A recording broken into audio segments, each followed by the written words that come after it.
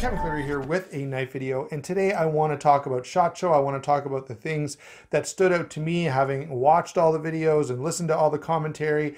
And the first thing that stood out to me the most out of all the other things about SHOT Show, I have to say my buddy Eugene Kwan did a fantastic job with his SHOT Show coverage. I've watched all the videos, and I just really loved his approach. He seemed to really strike nearly the perfect balance between, sharing the experience of the show and hearing the crowd and seeing the tables, while at the same time giving me a good enough view of the knives that I could get a good sense for it, and I could sort of share in his excitement about getting to handle some of those cool knives. Not that I didn't appreciate any of the other people who covered it, or that they blew it or something. I'm not saying that. I just feel like Eugene did the best job of striking that really nice balance. So that's the first thing I've got to say. And in preparation for this video, given that a lot of the knives that I'm going to be sharing here, I, became knowledgeable, became aware of through watching Eugene's coverage. I was talking with him a couple of days ago, and I asked him, what were the standouts to you? What were the knives that really struck you as something really special? And some of us, we had the same thought on a couple of knives, and then there are some others that were a bit of a departure. So let me get into Eugene's points that he raised, and then I'll go into my own. So the standouts, he said the most impressive high-end folder from the show was the Liang Ma Warrior 3, and I can really get behind that. I love the Warrior. I've handled a couple of the Liang Ma. I handled the first version. I handled the Warrior 2. I've always wanted one, and it just never kind of worked out that I was able to get to actually own one, but I have been able to check out a few. So I really like that Liang Ma Warrior 3. I'll roll a picture in somewhere here along the way. Actually, no, I won't. Let me... Okay, guys. Sorry about that pause for a second there, but I went ahead and grabbed a quick picture of the Warrior 3 so you can see what we're talking about. This was Eugene's standout of the show, and I definitely agree with him on, at least, maybe it wouldn't be the standout for me because I wasn't at the show, so I can't really comment on that, but I definitely... This is a knife that I feel like I really want to get my hands on. And so, finally, I think I'll end up pulling the trigger on a Liang Ma Warrior, even though I've missed or passed on the first two versions, despite really wanting both of them. Next on the list, his biggest surprise was the SOG Aegis. And I have to, I don't disagree, or I mean, I'm not, I wouldn't say it was my biggest surprise because I had already, talked about the knives from SOG and how I was really hoping that they would be good. I have to say that I was really happy to see him check those out. And of course, the big point there was when he pointed out that, hey, they're really solid. And the previous Aegises, you guys are probably aware, you've heard my complaints, they just felt really weak and there was blade play and there were some issues. So the fact that that seems to be gone is really exciting to me. And then, of course, the most exciting thing he said was the WE Snex collab with that mini buster. And again, that's going to come up on my list as well. So thanks, Eugene, for sharing that with us. Again, you guys who are watching, go over to Liang's channel, Eugene's channel, and check out those videos. Give him a like, give him a subscribe, because he's doing a really awesome job. So a couple things I want to touch on. First off, from the regular companies, there were a couple of CRKTs that stood out, although I think we've already talked about it. So there was nothing that I felt like I really needed to mention to you guys because we have had that discussion on the channel already. I will say I may finally end up pulling the trigger on a Gerber flat iron. They've come out with a new version in D2 steel that is a little more interesting than the previous version in the 7CR17, which I really don't get. I wish Gerber would move away from that and start using some nicer steel. But they've got a couple of options in D2, so that may be worth checking out. I'm not going to show you a picture of that or anything other than just to say I'm mildly interested. The next thing that I do want to mention, let's see if I can show you guys here. Cancel.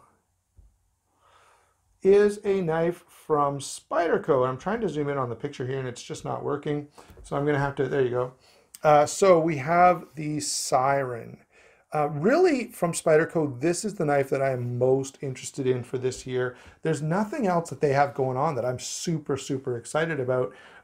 They have, but the Siren is, yeah, I'm very, very excited about that. Now, thinking of Spyderco, I've got a couple of knives here that I want to discuss a little bit, more specifically this guy. There are some new Spyderco sprint runs coming out, and this has been the subject of a certain amount of discussion recently where manufacturers will do a limited run of something. Now, Spyderco does it a little bit differently. This, of course, is the S35VN sprint run of the Para 2. This is the Crewwear Micarta sprint run of the Shaman. And there are more sprints coming this year. This time, I think, in Rex 45, which is pretty cool. And they even mentioned, I think they mentioned doing a sprint in S45 VN, I'm sorry. So let me give you quickly my take on Spyderco sprint runs. And then the other side of that discussion, in which I pretty much just agree with what Nick was saying. So when it comes to Spyderco, I kind of give them a pass on the sprint runs because they keep doing them. Okay, so yes, this is a hard knife to find.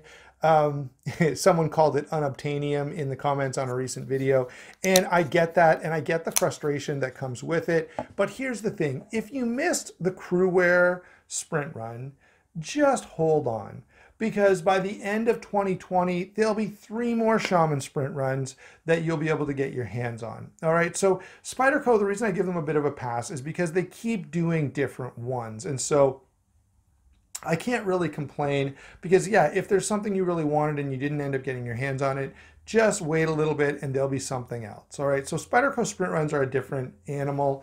I will say I find it rather frustrating when knives come out where they do a run.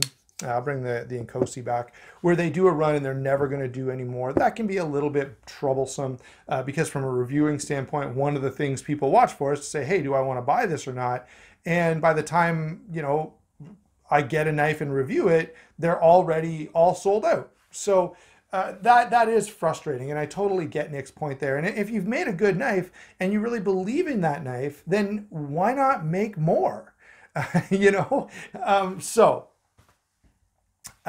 That's my take on the sprint run stuff, and I've been asked to have a longer discussion, but I think that'll pretty much cover it. I give Spyderco a bit of a pass. Others I don't give a pass to because they make it completely impossible to get one ever from now on, and that is frustrating and a little bit sad as an enthusiast and as a reviewer.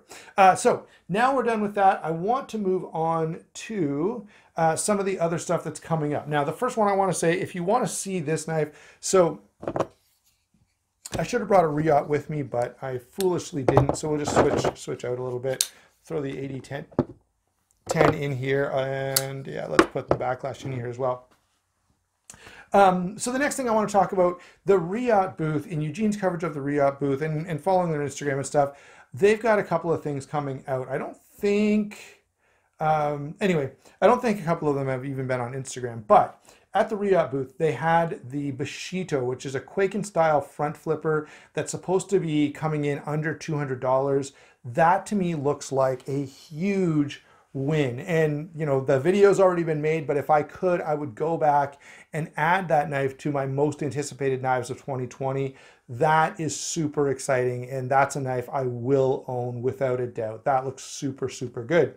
So I'm pretty excited about that one. I'm going to cover Liangma. Riot makes the Liangma knives, so the Warrior 3 is another one that I definitely want to get my hands on. And then finally, if you watch Eugene's video, and you're going to have to, I know, click off. So go over there, watch Eugene's video, and come back. Tell me what you think of the unnamed, sort of traditional looking folder they had there that had the really bright colors. That knife is really compelling to me. That is pretty exciting. And so that's definitely going on my short list of knives to be interested in wanting to pick up. By the way, if there's anything else you saw at the show and you're saying, Kevin, you really missed something, put that down in the comments below. I would love to hear it.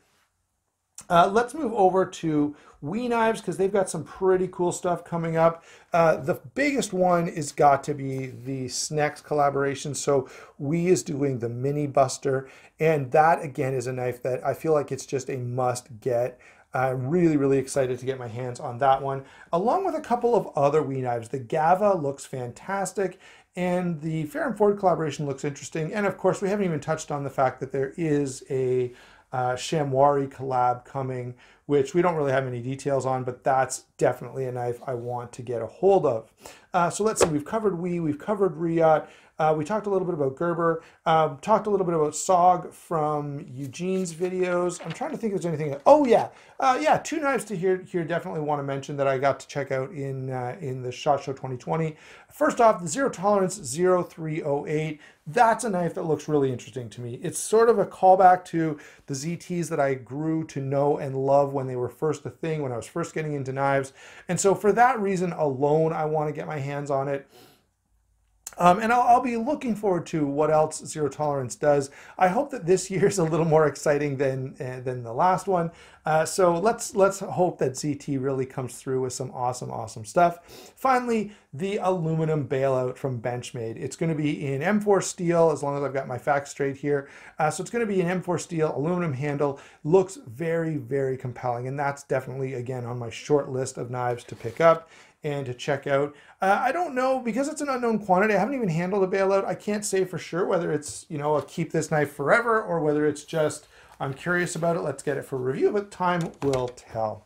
All right, guys, thanks a lot for watching. Again, I would love to have you guys weigh in down below, especially if you've gone and watched all of Eugene's videos and the other SHOT Show videos as I have. What stood out to you the most? What are you most excited about? What are you least excited about? And if you want to weigh in on my little sprint run discussion there, I'd love to hear you do that as well. Again, thanks for watching. Go over to White Mountain Knives, use my discount code over there, save yourself 10% off. And again, don't forget to go and check out Eugene. He's done a great job with SHOT Show, and he does a pretty good job with all of his reviews. I really appreciate what he's doing over there. So thanks a lot for watching. Don't forget to like and subscribe. We'll talk to you soon.